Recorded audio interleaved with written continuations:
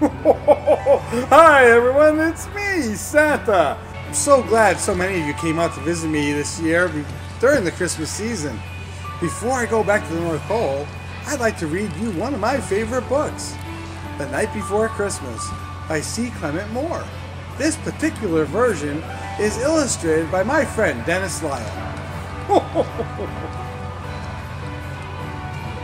'Twas the night before Christmas, when all through the house not a creature was stirring, not even a mouse. The stockings were hung by the chimney with care, in hopes that St. Nicholas soon would be there. The children were nestled all snug in their beds, while visions of sugar plums danced in their heads. And Mama in her kerchief and I in my cap had just settled down for a long winter's nap. When out on the lawn there arose such a clatter, I sprang from the bed to see what was the matter. Away to the window I flew like a flash, tore open those shutters, and threw up the sash. The moon on the breast of the new-fallen snow gave the luster of midday to objects below, when what to my wondering eyes should appear but a miniature sleigh and 8 tiny reindeer. With a little driver so lively and quick, I knew in a moment it must be St. Nick.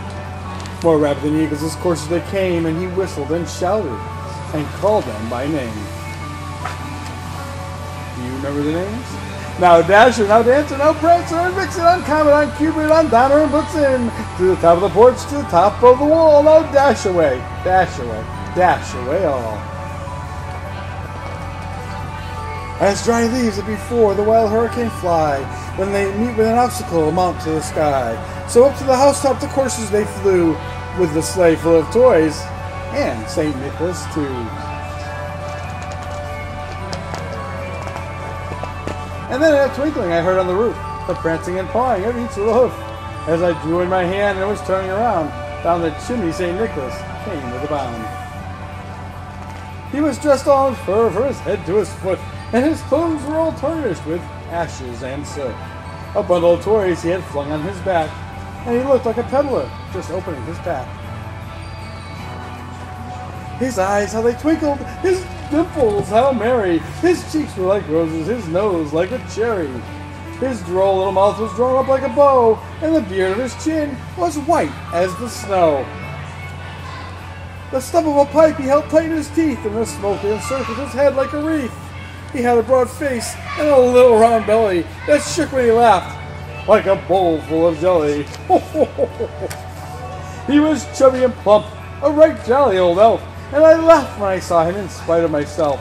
A wink of his eye and a twist of his head soon gave me to know I had nothing to dread. He spoke not a word, but went straight to his work and filled all the stockings, then turned with a jerk. And laying his finger aside of his nose, and giving a nod, up the chimney he rose. He sprang to his sleigh, to his team gave a whistle, and away they all flew, like the down of a thistle. But I heard him exclaim ere he drove out of sight, "Happy Christmas to all, and to all a good night!" Thank you so much for watching. I hope you really enjoyed the story. I also want to thank everyone who took their time out of their schedule to come and visit with me in person this year. I love talking with you, taking pictures, and especially collecting all your lists. Remember to be nice to each other, do well in school, stay on the nice list for me, and I'll see you next year.